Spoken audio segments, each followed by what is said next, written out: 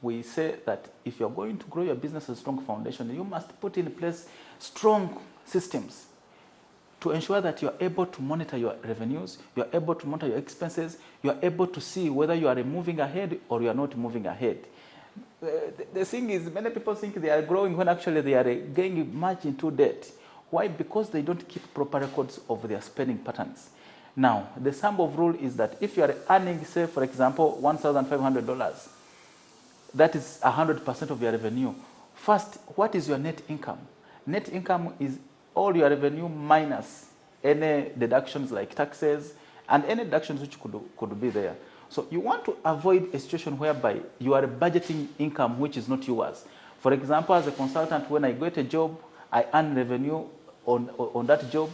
I am supposed to pay some component of revenue which is VAT, some component of revenue which is income taxes.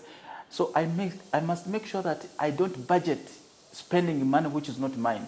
You have seen many businesses which are collapsing in Uganda because they are eating or using money which is not theirs, and they use it in their business. It's like you collect revenue, includes VAT which is supposed to be paid to URA, but then you pay this money for URA, you use it for your house rent or for your salaries.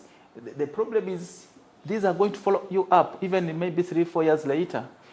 So the rule is put in place proper accountability systems.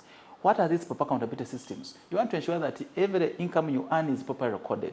You issue receipts, you issue invoices, and you have a simple accounting system whereby you are able to monitor where you are now and how you are progressing slowly. Whenever you spend, ensure that you document these things. Why? Because you cannot improve what you don't measure. Now, that is very important. And then, of course, network. Under the planned model of your business, we have said you plan, you have a business plan, but most importantly, a marketing plan. We have said you are legally compliant, you put your businesses on a stronger foundation, because if you don't comply with the law, then you are really going to have problems. And so we have talked about accountability, putting in place proper accountability system. The next important thing is networking. Now, of course, this is a buzzword. Everybody talks about networking, create friends, but we still don't have a clear strategy of how to create friendships. There are so many professional groups which you can join to ensure that you are networking with right-minded thinking people. And of course, people are going to lift you up.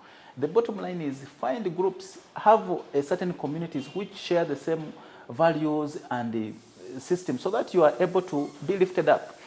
You could join the Rotary Club just to give back to the community, but in the process of giving back to the community, people are getting to notice you and to recognize you. You could join the golf club. Of course, that is a high social club. If you join there, the important thing is not just a matter of saying I'm a golfer, but what leadership position are you taking? How are you playing the game? Which kind of people are you interacting with after playing the game? These are very important things which you must keep in your mind. But also you could even join a church group. There are so many churches which are built on strong foundation. You could join any church group, and then you get really more exposures and opportunities. If you are in the company of people who are thinking poorly with a low-end mindset, obviously you're also going to be pulled down. Now, I don't know if you're like me, you live in Uganda, and you know the crabs in the barrel.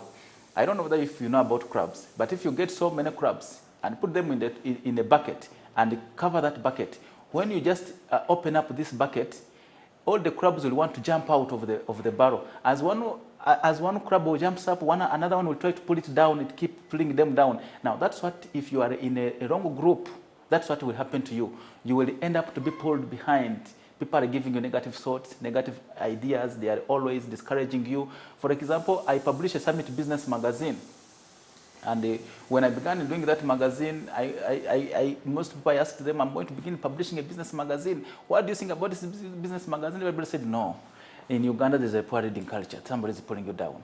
Nobody's going to buy that copy of the magazine. Nobody can afford to advertise with you. So you find that people are giving you the bad thought until one person who really said, if you publish that magazine, I'm going to be the first person to subscribe. So you need networks which are developmental, networks of people who are growing. So we said you can, networks of this, you can find them in Rotary clubs, you could find them in golf clubs, you could find them in a community church, or even you could start a circle in your community.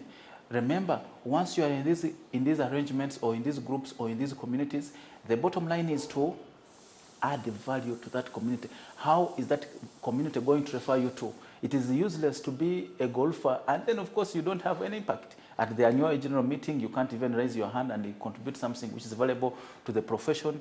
You cannot understand the people in the club. So the more and more you fail to create a one-on-one connections or find common grounds with the people in the community, the more you're going to make no impact in that community. I'm called Mustapha Mugisa, your success partner. You can find so many insights from www.unlockyourpotential.com. Unlockyourpotential.com. Thank you very much.